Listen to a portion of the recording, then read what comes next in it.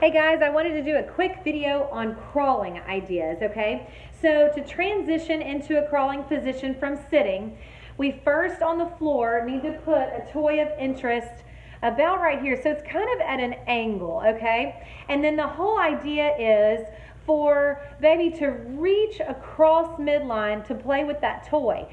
And then your assistance is to help them flip their legs over into what we call a side sitting position. And from the side sitting position, then that's how we flip them on over to their hands and knees, okay? Now, if you're having trouble with them maintaining their weight through their elbows, you can use your thumbs.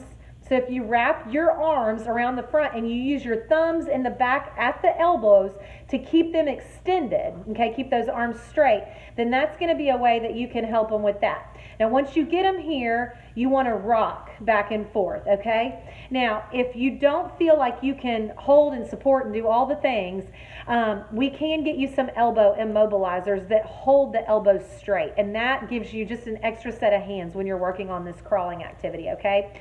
Now, one of the things that I want to mention about crawling is sometimes our babies go backwards before they go forwards. So if you've got a kiddo that's up on their hands and knees and they're rocking and they're looking like they're ready to take that first crawl forward, and then all you see them do is go backwards, what you can do is use a leg to block them from going backwards. So basically the only option that Captain America here has to go is forward, okay? And then you're going to use that same toy that I mentioned in getting him from sitting to the side prop to the 4-point.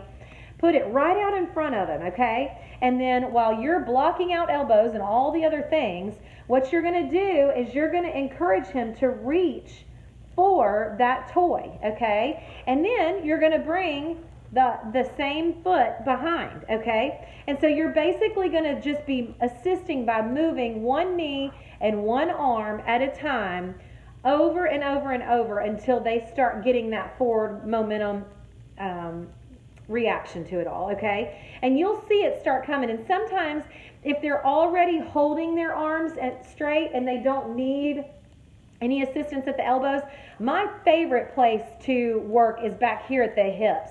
And so I will use the backs of my fingers here to push that knee further up underneath him. And what you'll see is now he feels crunched and this knee is up by his hand. And so his comfortable reaction is going to be to move that arm forward, okay?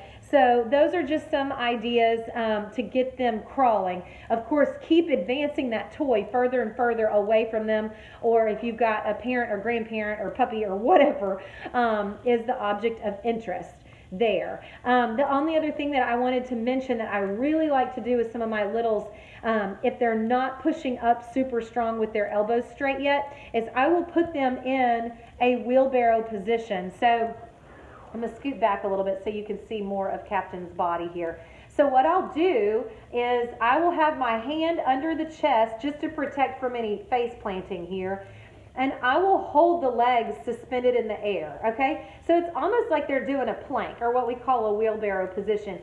And you can rock here, and then you can also kind of shift their weight forward to the point where they feel like they've got to advance their arm forward, okay? And I will do this on the floor, but I'll also do it on top of the big exercise ball, okay? So you can have them on their hands and knees on top of the ball, and then you can lift up those feet on top of the ball, and you can do your rocking and that kind of work on top of the ball while the hands are planted flat on top of the ball.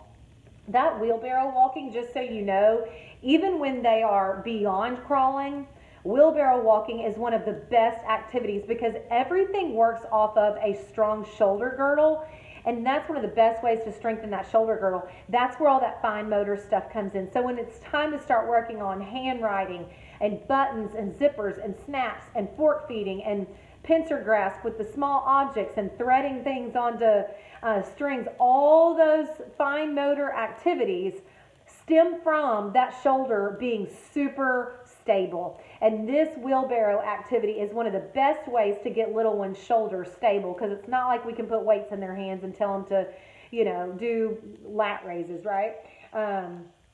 So that's where we are on the crawling tips.